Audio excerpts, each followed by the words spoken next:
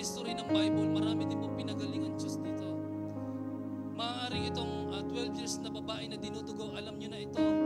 Pero alam nyo po, makikita po natin dito, ang sabi ng babaeng ito, mahawakan ko lamang ang laylayan ni Jesus, ako'y gagaling. Pero ang makikita po natin dito, marami namang humawak kay Jesus Marami namang humawak sa laylayan ni Jesus.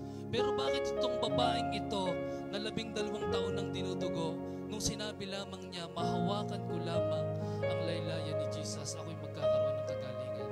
Ang sabi po sa Bible, instant healing, gumaling yung babaeng ito. Kaya sa mga oras pong ito, gusto pong sabihin ng Panginoong Hesus na ikaw mismo magkaroon ka ng pananampalataya na kung ano man yung sakit at karamdaman mo ngayon, yan ay gagaling